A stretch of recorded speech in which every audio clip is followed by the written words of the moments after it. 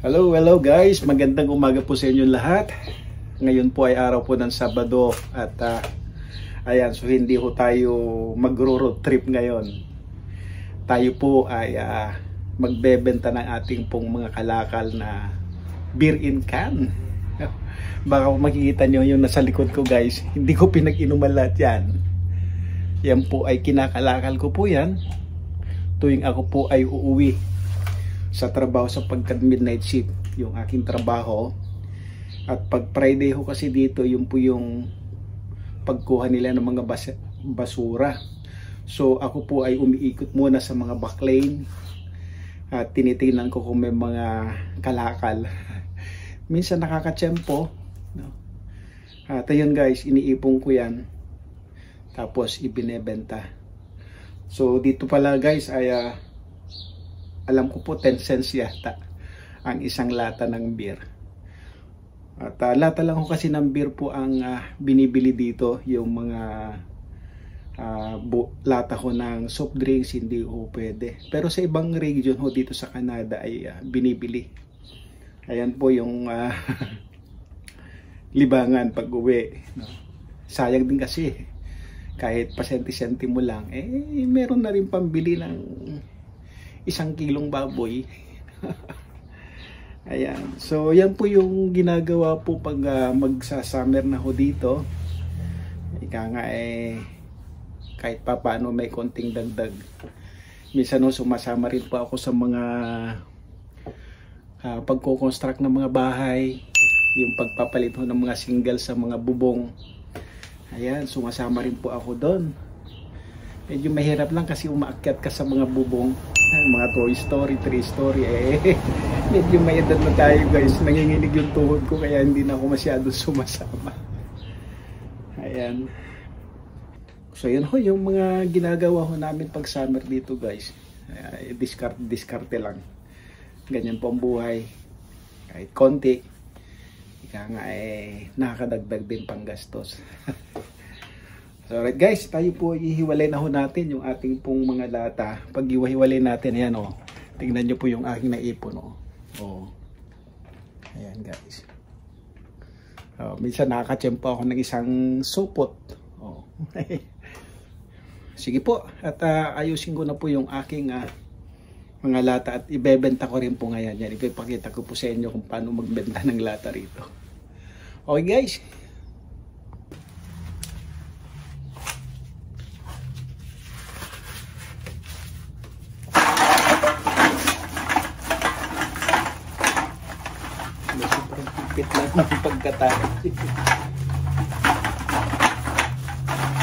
So tatanggalan din natin kasi may mga tira-tira pa kong mga beer. Tatanggalin natin kasi siyempre mga amoy doon sa dugo ng sasakyan. Hindi.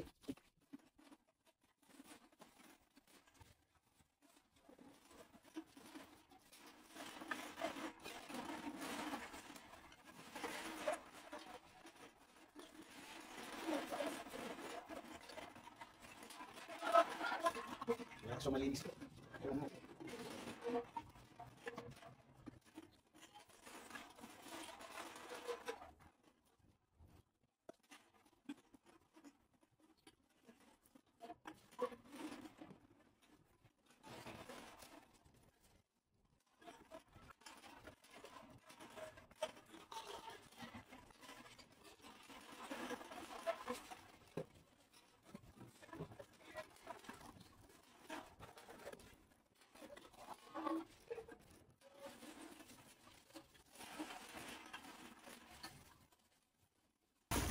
Minsan kasi guys, hindi ko na napag-ihiwalay. Kasi pagdating ko dito sa bahay, naghahatid pa ako kay Commander sa trabaho kasi pang araw na siya. Tinatambak ko na lang doon sa gilid. Ito.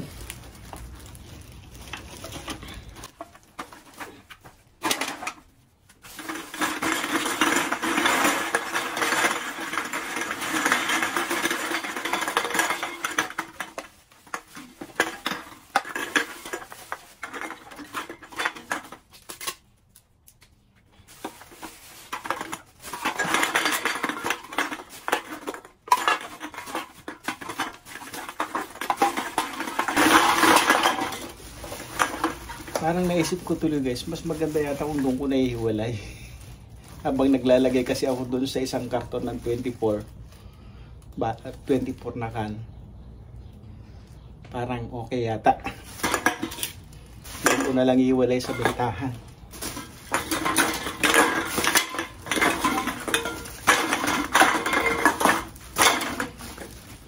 Parang hindi na doble trabaho. Isip ko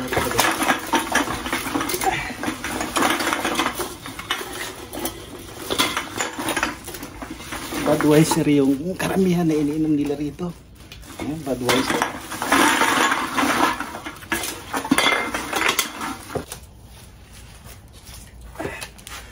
So, ganun na lang yung gawin natin guys para hindi doble trabaho. Kasi medyo marami-rami rin to. Doon ko na lang ihiwalay sa bentahan ng lata. No? Doble trabaho nga pala pagka ganun na ihiwalay-hiwalay ko pa. So ganun na lang gawin natin guys. Isakay na ho natin sa sasakyan. Then dalhin na po natin dun sa bentahan ho ng lata. Alright guys. Garga ka muna sa sasakyan. So ayun guys, tayo po ay ayan, dadalhin na ho natin sa bentahan. Medyo puno yung sasakyan natin guys. O ayan o. Amoy beer nga lang. Pero linisin na lang natin mamaya. So guys, lagyan na muna tayo. Ayan, naanbon guys. Ayan o, yung ganyan ho. Diyan po ako nagkakalakal sa mga lalagyan na yan. Yan ko kinukuha pagka yung araw po ng basura dito sa amin. So nakaipon din.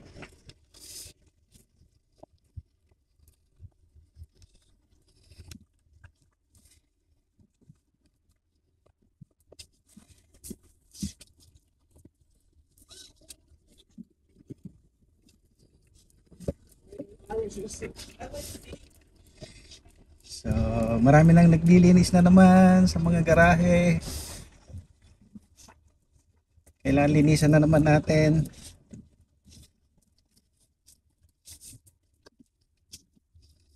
Naambon.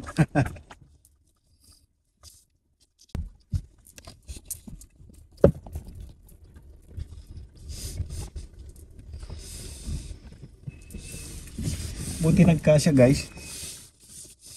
Nagkasya naman. Bahala na mamaya. Tal magwawashing naman ako ng sasakyan ko mamaya. So kunting linis.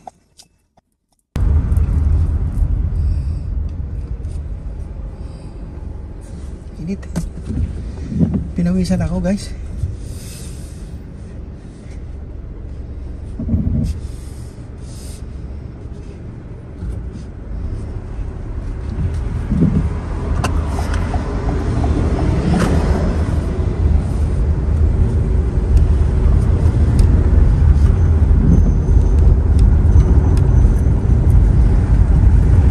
Sarap na mag-jogging.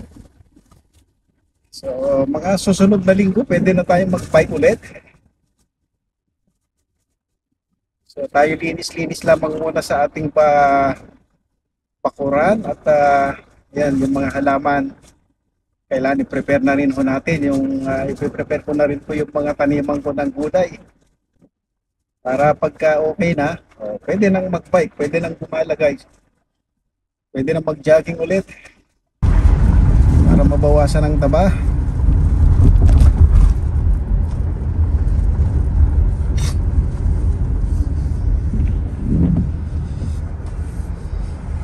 Pasensya ka na Rabi. Medyo amoy beer ka na.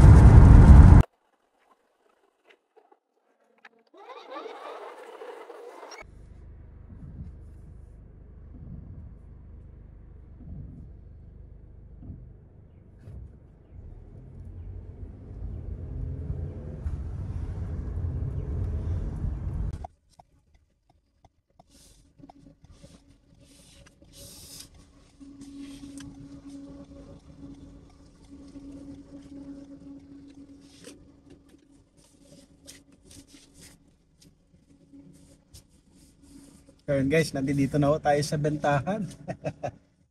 Beer vendor.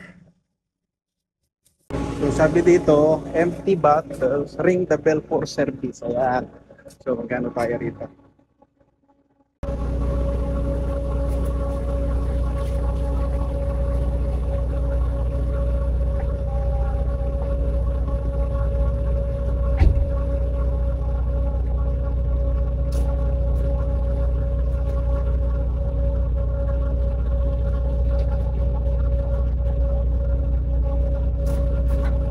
So guys, isimulan na ho natin paglagay sa mga carton. May 24 kasi guys.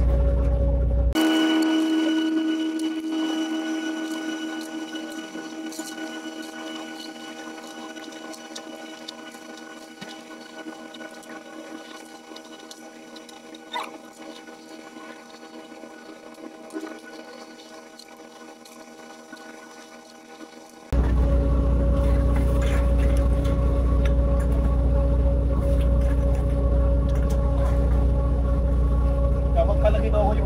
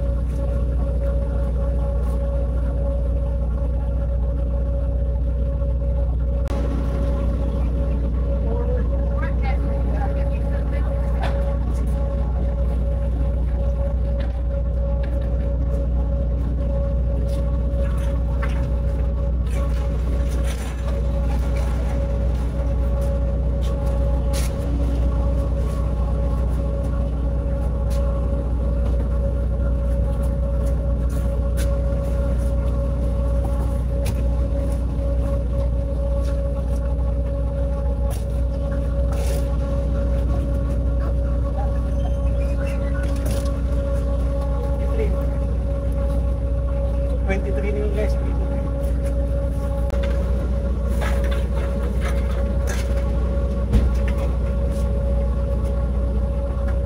To be continued, guys.